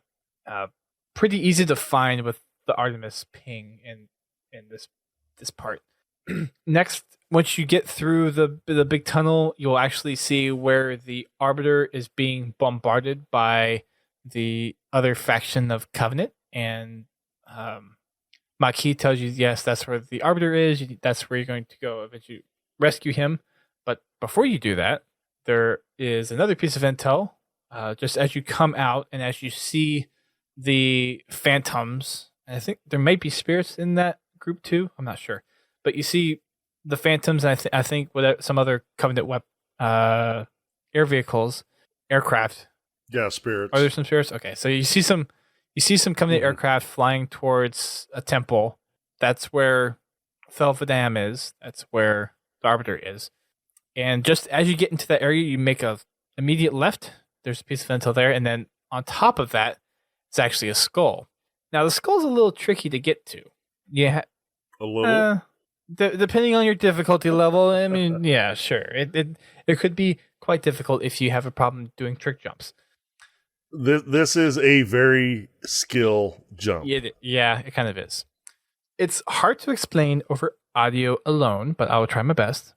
As you are walking out, if you walk straight out into the open area, you'll see kind of some steps. Like you'll see a path that's kind of paved, and then there's some steps. But just before the steps, there's a little pillar thing to the right.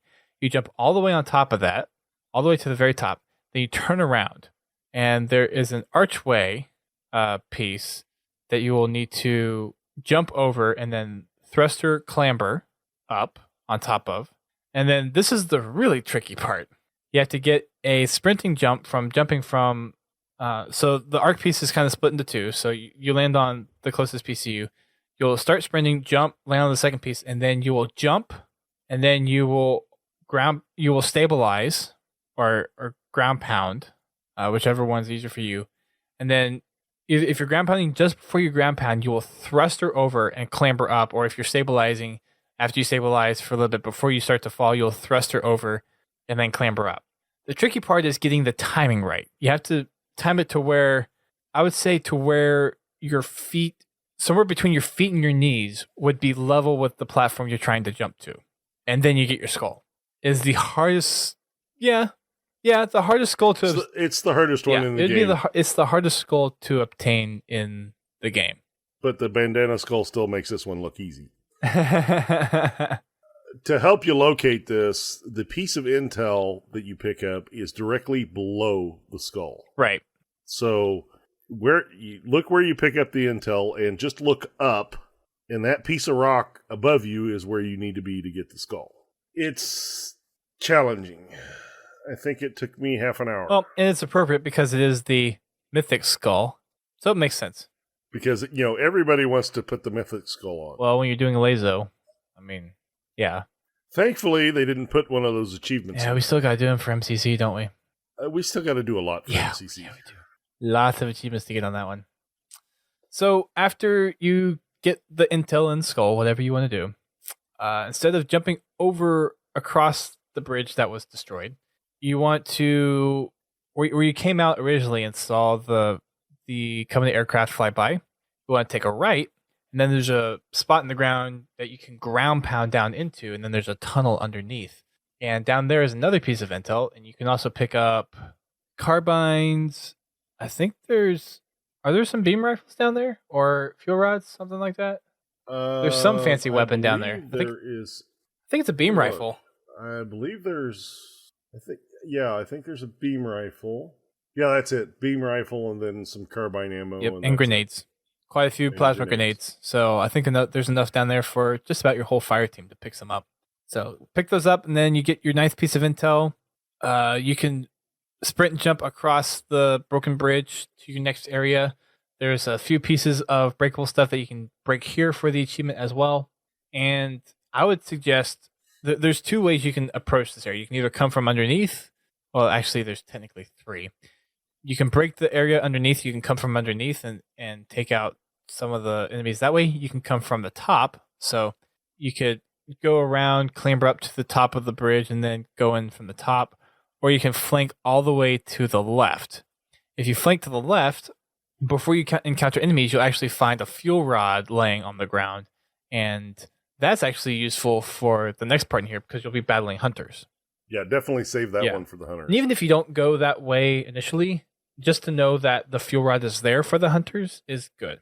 Also in that area, well, I guess I won't get too ahead of myself, but taking out the enemies in this area, there's grunts, jackals, and there is an elite on a shade turret. There is some other, I think there's some other elites with carbines. So just kind of be careful in here. There are a lot of them. And if you are staying back on the area where you first came into, the elites will charge you. So be careful of that. There is some plasma caster ammo. So after you take out all of the enemies, after the first wave, there's, in addition to the fuel rod, pick up the plasma caster ammo that is behind the shield door. And then there is a sniper rifle up on top of that. Now, the sniper rifle isn't as effective on the hunters, but if you manage to get up there maybe beforehand, before you take out all the enemies, then you could use that to help take out the elites, maybe, if that's something that you want to do. So after the hunters come in, you'll take them out, use a fuel rod, or just pump as much ammo into them as you can. I would say if you are on normal difficulty or easy difficulty, you could use the shade turret pretty easily, but other than that, they will screw you up majorly if you are on the shade turret. Yeah, if you're heroic and legendary, just stay away from the shade turret. Yeah, just kind of rely on the fuel rod, and also projectile weapons seem to do best. So carbines, BR if you have them, Magnum, or else just keep on pumping lead in them until they fall over. I think there's plenty of carbine ammo around to where you could use pretty much just rely on carbine to take them out. After you take out the hunters, you get the fun stuff. You get the mantises to play with. Mm-hmm. And if you're playing on co-op, you can get an achievement. Which is that achievement? The one thing you have to remember with this achievement, which is called Praying Mantis, is if you're going for this achievement, the two people in the mantises cannot get out of the mantises. They have to stay in the mantises until the achievement pops. Because as soon as one of them gets out, the achievement is over with. It won't pop. So make sure that you watch for your checkpoints. If one of the mantises gets too damaged or gets destroyed, revert immediately. But those are pretty much about all you have to do. Just keep two people in the mantises until you complete the level. Sweet. And they're actually really handy. And even on Legendary, I find that they're not, like, if you're playing smart, they survive quite a while. Yeah, they are very durable. There's lots of cover for you to hide behind from the other vehicles and hunters. Because there's 4 hunters in that next area, I believe? Yes. Along with 1 wraith. 2 wraiths. No, 1 or 2 wraiths. 2 wraiths, that's right. So, if you're doing your intel hunt along with it... Actually, 3 wraiths. I take that back. There's 3 wraiths. Yeah. Let's see. Yeah, 3 wraiths. I think 4 ghosts? 3 ghosts. 3 ghosts, assorted jackals and elites with fuel rod and Let's see. Yeah, you've got 2 sets of hunters. There's a lot of stuff going on, basically. Yeah, there's a lot of stuff going on there. And there are a lot of weapons scattered about the entire area. So you're not going to run out of ammunition. No, you're not. Especially if you're just staying in the Mantis. Now, if you're co-op budding with more than 2 people, then you can walk around and pick up some really handy stuff. Really handy stuff. Mm-hmm. There's beam rifles, plasma casters, turrets, fuel rod cannons. Plasma caster. I think there's an extra wraith in that area or the area before. Yeah, just before you actually enter the big battle area, there's that wraith that you can pick up. Yep. Mm-hmm. So there's definitely plenty of heavy weapon. Lots of it. And for the 4th person, you can just pick up a ghost. There's a few of those. Or they can run around in the areas where the mantises can't go and that be too. bait. Be bait. Oh. Other thing to note, if you're not going for the Mantis achievement, there is another piece of intel that you can get after you get into the Mantis. That first little area, if you jump up to the right, there's actually another statue. They have a lot of fallen over statues. There's a statue that's fallen over, and it's over on the right hand side. You can jump up to that area, and then in the back right of that first initial cylinder area, that circle area, all the way in the back, there's a piece of intel. So make sure you grab that. And then as you go through what's pretty much the big battle here, you're going through a whole crap ton of firepower with the 2 pairs of hunters and the ghosts and the wraiths and all the Covenant with freaking ridiculous weapons. There are some areas that you can use the stomp ability with the Mantis to help go towards that first achievement, and you want to get those. Make sure you get those. And then there's also some walls that you can smash on the left hand side that you can use to help go towards that achievement as well. I will say, if you are going on foot, stick to the left, because that's where a lot of those power weapons are going to be. Like just after you get into the initial first area, there's actually a fuel rod kind of as you step out, but then swing to the left, and then you'll pick up a lot of the heavier weapons. So you'll have your beam rifles, your plasma casters, and there are enemies with fuel rods that will drop them, so you can pick up ammo for those if you have a fuel rod. Not to mention you have a lot more cover. That too. A lot more cover on the left. And you can actually, you can kind of play support, or you can do what GT said and play bait and distract some enemies while Mantises flank and try to pull out some firepower behind enemy lines, basically. So use that to your advantage as much as you can, especially if you're playing co-op. And as you get through this area, as you get to the very end, there is an area above the entryway that you would actually go to the next area. You kind of want to backpedal a little bit, go over to the left side where another hunter is, or another pair of hunters are. And after you take them out, or after you carefully avoid them, you want to go to the top, and there's a little shelf that you can jump onto, and then there's a little cave up in the top, and you want to go all the way in there. And there's another piece of intel up there with also some fuel rod and another plasma caster. And then you can ground pound from the top down. That would also go towards your first achievement as well. And then proceed on to the next area, which it gets a whole lot easier from here on out. This big bowl of Covenant power weapon mess is really the big battle that... Especially if you still have the Mantis. Yes, and you can take the Mantis all the way to the end from here on out. Once you get that Mantis, stay in that Mantis as long as you can. It makes it a lot easier. Oh, yeah, especially on Legendary. So much on Legendary. So make your way through the next area. There are going to be some grunts and some jackals. Pretty easy to clean up with the Mantis, even on Legendary. And then as you get into the next area, it's a little bit smaller than before, but you have some drop pods coming in with elites and grunts. Strategically take those out. Another thing I will say is whenever I'm using the Mantis on the jackals and grunts, I will use the machine gun turret, and then if it's elite hunters or wraiths or vehicles, and then I'll use a combination of the missiles and the chain gun. I really won't use the missile pods on the smaller infantry, just because I think it's unless they're the ones right there, then go ahead and use them. Like if you're not really worrying about it. So like if you, I guess in this next section, since it is only grunts and jackals, you'll be able to get a lock on them, so you can just fire your missiles, and then whatever those don't get, you can clean up with your machine gun. But most of the time, I will say, save your missiles for the bigger enemies. Don't necessarily waste it on the small fry. Yeah, I use missiles on groups. When you have... Yeah, but the splash damage doesn't seem really effective for the missiles that come out of the mantis. Well, I don't use the splash damage. I more sweep the area. In other words, I don't really let it lock onto any one target. I just kind of sweep the area and then clean up with a machine gun. Gotcha. But I will time those, the use of the rocket launcher on, to balance it with taking care of the heavy vehicles and or enemies first. Gotcha. Yep, I kind of do the same thing.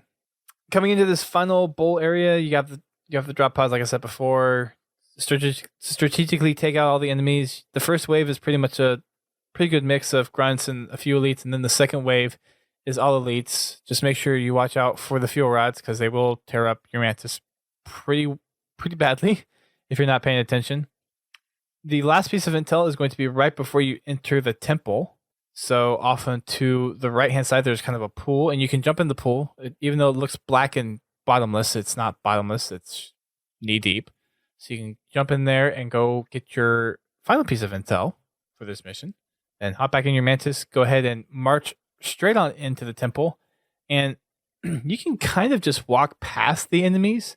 They're fighting with the other covenant in there already. So the Abiding Truth or Storm Covenant, whatever, are fighting the Arbiter's Covenant right now, trying to go up and kill them. So you can actually just take your mantis, walk straight up to the Arbiter, and then as you get to him, there'll be a little short animation, and then that's the end. You get to watch the Arbiter kick some... Yeah, and the one thing I'm kind of sad about is you don't get to interrupt him or kill them yourself. Because there was a few times it's like, I'm trying to go kill him, and you just walk right through them. Yeah, actually in the guide, when they show the end of the mission, just a little screenshot, they have the player in the mantis standing behind the Arbiter, facing the door you just walked through. Yep. I was like, really? But anyway, overall, I like the mission. It's a good mix between foot and vehicle combat. On Legendary, it is a real challenge. You've really got to pay attention to your surroundings, especially with the upgrades hunters have gotten. Yes. They're more deadly than ever. I thought the first time I came across a hunter, this was in CE, and of course I didn't know that you could just one-shot them with a pistol. Pistol whip. I thought, God, these enemies are almost impossible to kill. And then somebody showed me the pistol trick, and I'm like, oh, well, jeez. It kind of took all the fun out of the fight. But I think they finally got the hunter back to where it should have been the first time, or what it felt like when you didn't know the pistol trick with the original hunters. So I'm good. I'm glad to see the hunters back to that level. One-shotting hunters, as neat as it is, it kind of takes away from the fight.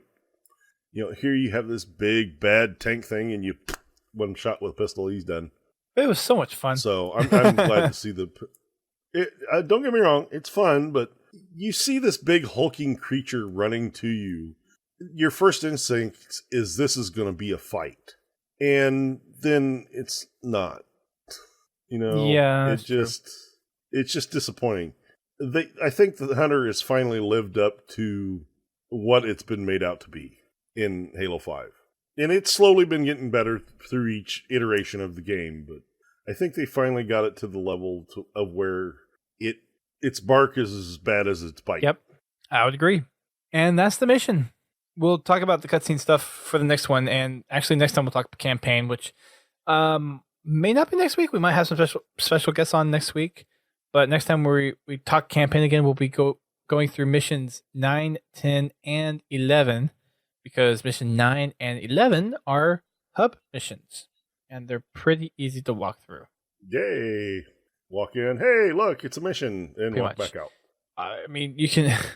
It literally takes 2.5 minutes to finish both of these. It literally takes you longer to get the intel in these than it does to actually do the mission. It does, especially for 9 because there's 8 pieces of intel, but then there's only 5 for mission 11. But we'll get to those next time. But we're almost done through the campaign, and then once we get done with campaign, we'll have our big campaign spoiler discussion, talking about what's going on with Cortana, what's going on with the Forerunners, and the Librarian for taking the responsibility of the mantle, that kind of stuff. So we're kind of waiting until we get through the campaign to really dive into that kind of stuff. So if you're looking for the lore stuff, that's where a lot of it will be. So come March, that's when we'll really start to dig into, okay, what do certain parts of the campaign mean? So if that's what you're looking for, then stay tuned. We'll get there in the next 2 months or so. Nothing to fret. We've gone on quite a bit for tonight. I think we're going to skip past some of the other things that I wanted to talk about. There were a couple of topical things I wanted to address, but we've been going on for a little over 2 hours. So I think that is enough talking for today. I think we're just going to go ahead and wrap it up. One piece of sad news, due to family obligations and other things out of his control, Haas is stepping down from the community manager position and stepping away from Podtacular from any kind of official staff responsibility. So it's kind of sad to see him go. He's been a helpful team member for the past year or so, helping me out with getting stuff out on Twitter and coordinating stuff. So Haas, it's been a pleasure working with you. I know we're going to see you around still, but it won't be the same without you being there to help us out with stuff. With that said, we are still looking for people to help out. I know I haven't responded to any of the offers yet for volunteers for the past couple of months. I have been busy with life, and I just haven't looked through them, but I'm going to try to make a conscious effort now, since we have a CM position vacant, to look through some of the applications that we've received. And if you're interested in helping out in any small way whatsoever with Podtacular, then I encourage you to head over to podtacular.com/apply and submit in your resume, your portfolio of things that you've done in the past, that kind of stuff. And it's not something that we require that you add. It's just, it gives us a better idea of how you best can help us out and where I can best put you in a position to be a valuable member and a resourceful member of Podtacular. So Haas, it's been fun. Thank you again for being so kind as to host myself and Bio during PAX and being able to come out for the anniversary last year, and overall just being a good friend. And it's going to be different without you, buddy. Thank you for all the memories. It's been fun. So make sure you love you a long time. Yes. Make sure you give him your regards. He's still going to be around, but he won't be with Podtacular in any kind of official capacity. So he will get the ban hammer from the staff chat. He won't have an email anymore. He won't be tweeting out anymore, but from the Podtacular account. But he'll still be around. He'll still be perusing forums and helping out with game nights and hopefully participating in those as life for him allows it. So Haas, it has been a pleasure. We will miss you dearly. Thanks again, buddy. That's going to wrap it up. Thanks everyone for listening. Make sure you check out our social media and all that other stuff. We are on Twitter, Facebook, Instagram, YouTube, and obviously here on Twitch if you're listening to us live. We record on Thursday nights at 9 p.m. Eastern Time. That is 6 p.m. Pacific Time. I believe that is 2 a.m. GMT. And we are also we are also broadcasting live our Friday game nights. That is hosted by Mr. GT. And he is hosting customs, and then occasionally they go into matchmaking whenever there's a need for it to kind of spice things up or change things up a little bit. But because we have Forge from December, and because the Forge gurus are coming out with a lot of delicious content, there's lots of fun customs to play, and there's a great opportunity there to try some really cool ones and some really wacky ones. I'm hoping there's a better version of Rochambeau that comes out pretty soon, to be perfectly honest. Well, without the random weapon thing, it's kind of hard to build.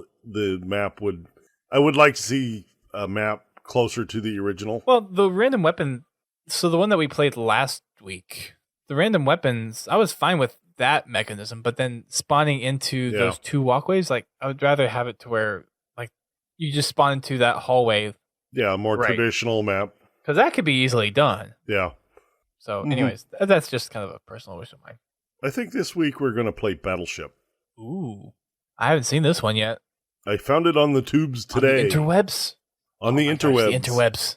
Such a magical place. Tip, don't get off your mongoose. Uh-huh. No. Find out more tomorrow. There you go. So again, that happens on Fridays at 8:30 p.m. Eastern Time, 5:30 p.m. Pacific, 1:30 a.m. GMT.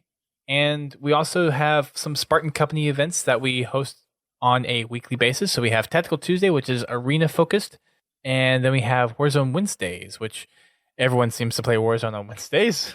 Kind of fits the mantra of Warzone Wednesday. So there are games that we get handed, and there are some games that we do really well with. So it's kind of a mixed bag.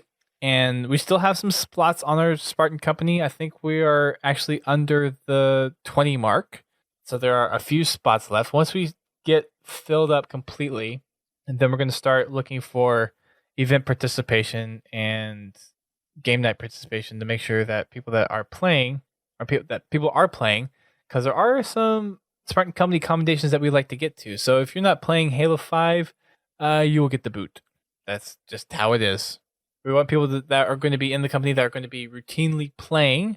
And of course, we are going to have some reserve for, of course, people that are dedicated in like being a part of the podcast or being a part of the community on a regular basis. They'll have a little more leeway on staying in the company compared to someone else. But ultimately, if you're playing games in Halo 5 and if you're playing with us during event nights, then you're guaranteed that you'll be pretty safe. Otherwise, you might be on the chopping block. So just make sure that you are following up on the weekly company events, and then you're also participating in the live stream stuff that we have going on as well. Make sure you check out our podcast network. We are part of a group of gaming-specific podcasts. So there are other podcasts like Critscast, which is a Team Fortress 2 podcast, Guardian Radio, which is a Destiny podcast, and then The Learning Cliff, which is an EVE Online podcast. So lots of cool stuff to check out there. And then there's also Work in Progress and How to Murder Time, a couple other smaller podcasts as well. There, again, you can find those over on podka.st, and just let them know that we sent you. They're good podcasts to listen to if you are interested in any one of those games, or if you are just looking for some other podcast to fill your ears to pass the time, whether it be at work or during your workout, whatever it may be. Good stuff to listen to. They're really good folks on all those podcasts, and check them out. They're really good shows to be a part of. That is going to wrap it up for us tonight, and I want to once again thank Haas for all of his service over the past, I think, is it like a year and a half that he's actually been in. It was PAX Prime 2014, or just shortly after that he became community leader for us. So just a little shy of a year and a half.